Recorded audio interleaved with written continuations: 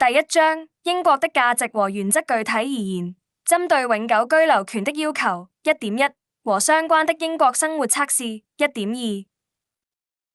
第一章，英國的價值和原則。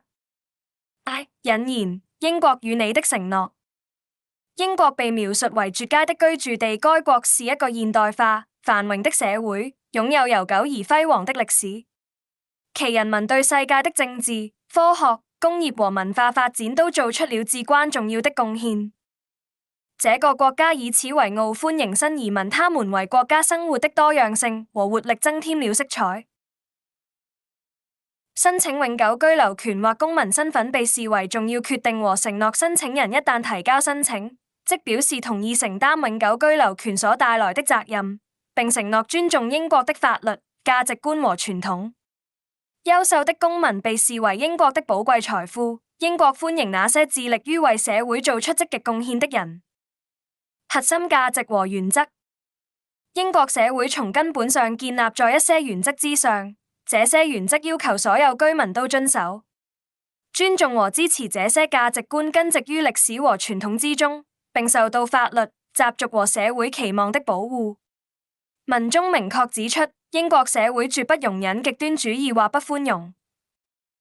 這英國生活的基本原則包括民主、法治、個人自由、對不同信仰和信念的人的包容、參與社區生活、責任與自由。秉持這些原則，所有居民都享有特定的責任和自由。如果你希望成為英國永久居民或公民，你應該尊重並遵守法律，尊重他人的權利，包括他們表達自己觀點的權利，公平待人，照顧好自己和家人，愛護你居住的地區和環境。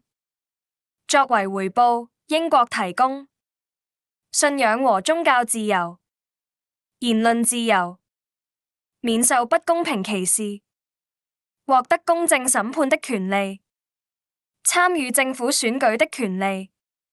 作為入籍儀式的一部分，新公民宣誓效忠對英國，承諾尊重其權利和自由，維護其民主價值觀，忠實遵守其法律，並履行其作為英國公民的職責和義務。1.1成為永久居民。申請成為英國永久居民或公民，必須滿足兩個主要條件：你必須說和讀英語，你必須對英國生活有深入的了解。結算測試要求。從歷史上看，截至2013年1月，這些要求可以透過以下兩種方式之一進行測試：參加英國生活測試，通過公民身份英語 ESOL 課程。如果英語程度低於 ESOL 入門級3級，則必須參加此課程。課程結束時會進行測驗。然而，自2013年10月起，要求發生了變化。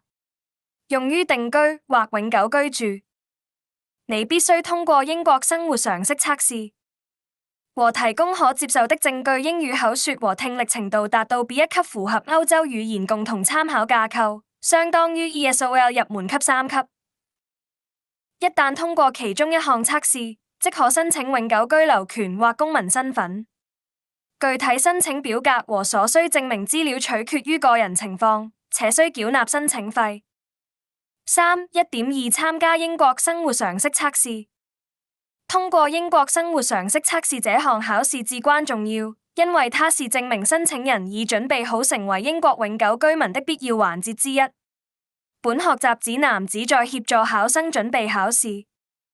測試結構和要求。測試內容包括24個問題，關於英國生活的重要面向。這些問題是基於手冊的所有部分。這些問題的措辭需要對英語有一定的理解。ESOL 入門級3級。考試一般以英語進行，但如果你想以威爾斯語或蘇格蘭蓋爾語進行考試，可以做出特殊安排。行政和後勤。此測試只能在以下地點進行：經批准的英國生活技能測驗中心。英國境內約有60個註冊考試中心。測試必須是線上預訂，透過官方政府網站 www.lifeintheUKtest.gov.uk。考試當天，考生必須攜帶以下物品：身份證明和地址證明。未能攜帶這些文件將無法參加考試。有效的備考方法：整本手冊或電子書，包含了申請人通過考試需要了解的一切信息，包括引言。認真學習，應徵者必須確保他們理解一切書中指出，僅依靠勾選你理解的複選框是不夠的。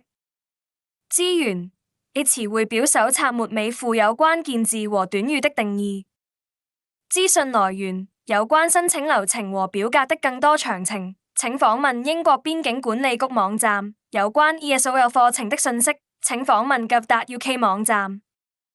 英國社會的基本價值，成為居民的具體步驟和要求，以及通過公民考試的後勤細節，得到深入講解。